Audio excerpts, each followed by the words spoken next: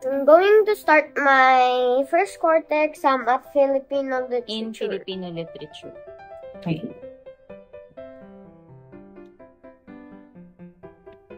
Okay, ang unang binabasa nating libro ay Gintong Kabihan. Okay, ano-ano yung mga kwentong nabasa mo na dito? Ang tsinelas ni Noy, ang kamay, ay papel de liha, pati Bornay, ang batang palayok. Okay.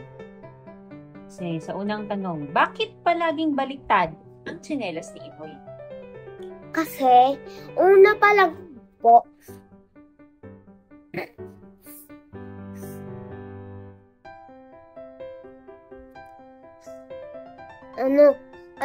nasanay na po siya.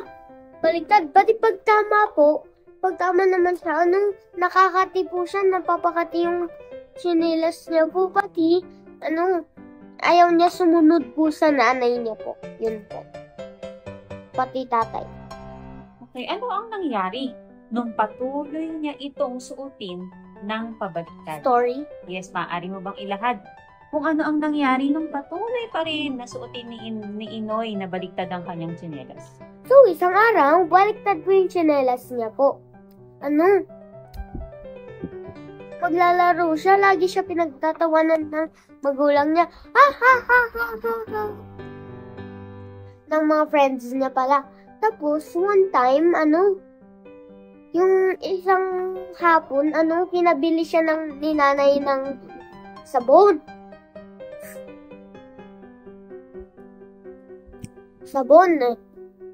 Tapos, sabi niya, Inoy, huwag ka baliktad magtsinelas kasi mahuhulog ka, madadapa ka. Tignan mo, madadapa ka. Pero sabi niya, Nanay, hindi po ako madadapa. Hindi pala inutos ng nanay niya yun. Yung tatay niya, pinapalo siya kasi ayaw makinig na dapat ginto tama. Sabi niya, bumili ka dun ng sabon. Dapat ayos tsinelas mo. Nung inayos niya yung tsinelas niya, nangangati siya lagi. Nung medyo lumayo na siya sa bahay niya, palapit na siya sa tindahan, gumanon siya. Nag-look sideways. Tapos bigla na lang binaliktad yung tsinelas niya po kasi nagpasimple siya. Yun po. Tapos pagpunto niya sa bahay ni Aling Yoli, nadapa siya, na lost consciousness na yung head una.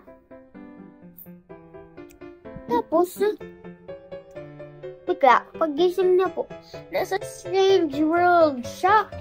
Lahat nakabaliktad.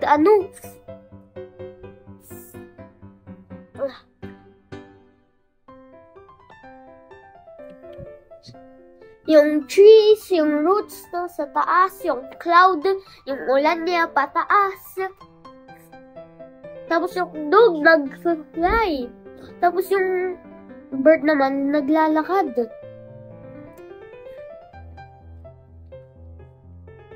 Tapos sabi niya, flying dog.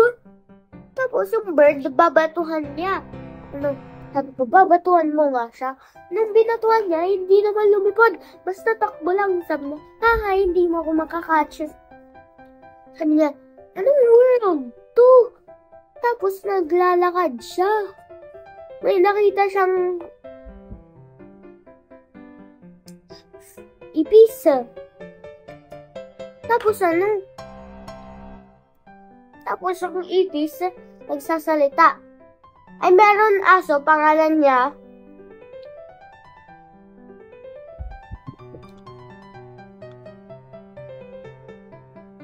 Tayban. Baliktad po ng bantay.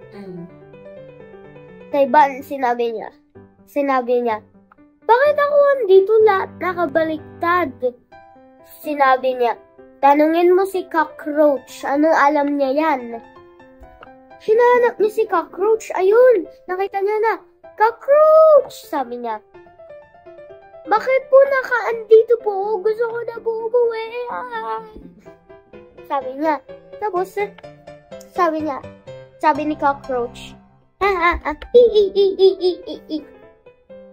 dapat may 3 kang bagay na kailangan hanapin na tama dapat paggawa.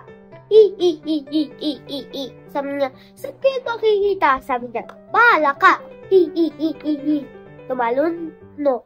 Naglakad, ay nagtalon na siya pa backwards.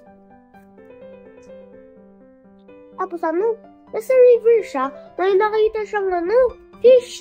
Nag-swim. Ayun. Sabi niya, bakit ka nagsiswim? Nagsiswim pa ganyan. Sabi niya, kasi yung daloy ng tubig malakas. Pag nagswim ako mali, maipit ako sa daloy ng tubig. Tapos sabi niya, naging happy siya. Yay! Sabi niya, I found one! Maayos! Tapos tumakbo siya. Isang araw haspas na. Ay, hindi pa pala. May nakita siyang nakatakpan sa isang green. Tumatalon, paginto. Tapos Tapos kinatch. Huli ka! Pero na-fail. Tapos tumakbo ulit siya. Huli ka! Nakatch niya na. Tinanggal niya yung leaf. Sabi niya, bakit ka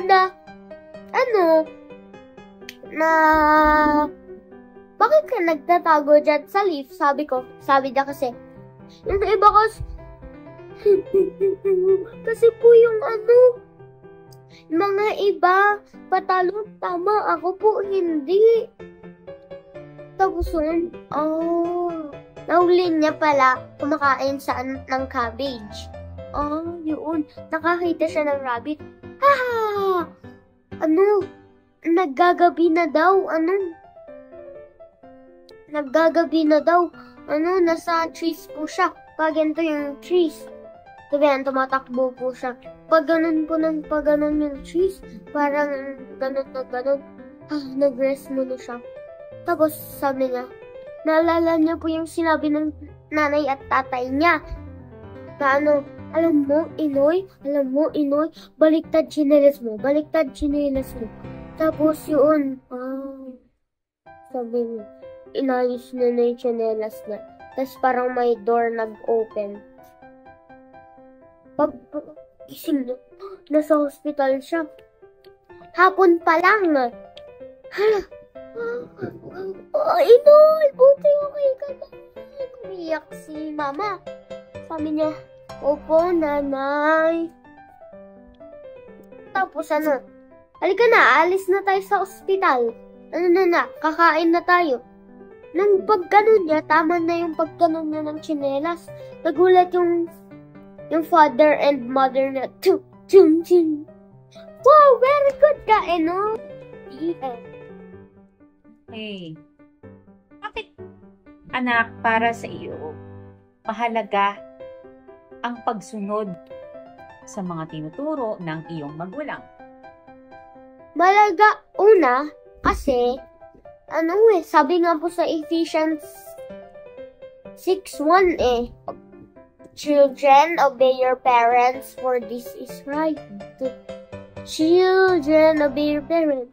Tayo, children, mahalaga rin yun. Kasi, pag hindi ka rin nag-listen, parang kasino mapupunta ka sa baliktad world. Tapos, and, dapat, maayos para hindi ka madadapa, hindi ka ma-injure, yun po. Next. Bakit sa papel de liha inalintulat or kinompare ang kamay ng isang inay sa kwentong papel de liha? Bakit sa papel de liha kinompare ang kamay ng nanay mula sa kwentong Papel de Liha? Kwento ko ba yung buong story? No, you just answered the question. Bakit sa Papel de Liha inalintulat o kinumpare ang kamay ng nanay mula sa kwentong iyon? Sabi kasi sabi ni auntie, lagi ka na lang nagkukuskus, ate. Kuskus, kiskis, buhos, kuskus, luto, kuskus, kiskis, tahit, tupit, tahel. Yun. Parang ka na yung kamay mo, Papel de Liha. Next time, ayaw na mag-hold hand sa'yo ni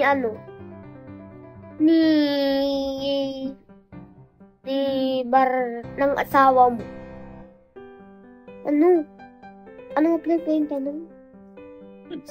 Bakit sa Papel de Liha kinumpara o kinalintulat ang kamay ni nanay sa kwentong iyon? Kasi po, hindi po siya nagre-rest. Lagi po siya tratrabaho. Every night, every day, every afternoon. Yun po. Pati, mag-rest ka naman. Sinasabi, kaya parang Papel de Liha daw. Masakit na daw yung kamay ni nanay. Mag-rest ka. Pwede ka naman mag-rest Hindi pa tuloy-tuloy. Pwede ka naman mag-rest muna ako. Babaya maging Papel de Liha yung kamay ko. Yun po. Bakit masarap pa rin hawakan ang kamay ni inay para sa bata na iyon? Bakit sinabi ni auntie, yung tita, na ito ay Papel de Liha? Kasi, the love of your mom, parang, maganda pa rin. Nasanay ka na, ang smooth pa rin ang kamay ni mami. Tapos, kaya parang smooth pa naman, nai-imagine mo kasi. Yun po. Next. Ano ang dahilan ng pag-iyak at pagkalungkot ni Bornay? Ano ang dahilan ng pag-iyak at pagkalungkot ni Bornay? Kasi po, si Casero, pati Caserola, binubuli siya palagi. Every night, every day. Sinasabi niya sa kanya, gawa ka lang sa butik. Hindi ka gagamitin bukas sa pista. Kaya siya iyak po ng iyak. Tapos, nangbubuli pa po sila. Kaya siya iyak ng iyak. Malungkot lagi kasi naasar siya. Wala lamang rest yung asar. Pagising niya, asar agad. Yun po. Okay. Ano ang dapat mong gawin kung ikaw si Bornay? Kapag ganun ang paligid mo na marami nang aasar sa'yo, ano ang dapat mong gawin? Sasabihin ko po, una, pag nasa classroom, sasabihin agad sa teacher. Tapos, sasabihin ko, may halaga rin ako. Hindi lang ako katulad nyo, hindi nga lang, kahit hindi rich, may halaga. Yun po. May sasabihin ko po. May lang po. Want to blow your nose first? I can. Tapos po,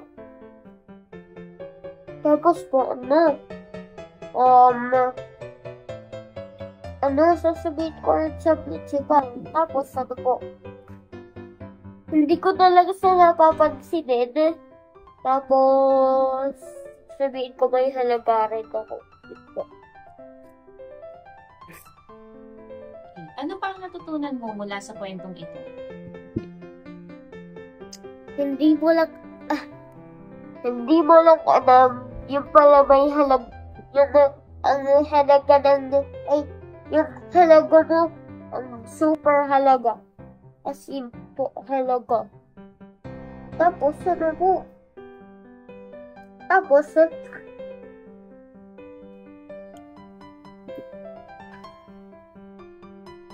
ano po? Tapos, ano? Natutunan ko doon eh.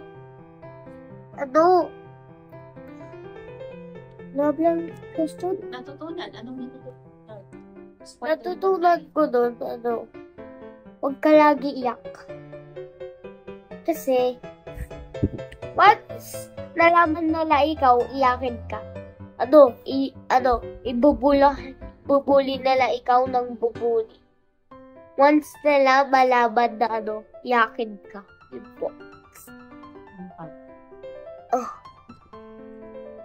Tapos po, pati nalaman po, huwag ka magsabi ka lang na, kunyari, pag nagbubuli, talagan mo ng jokes para umalis na yung bully sa'yo. Yun po.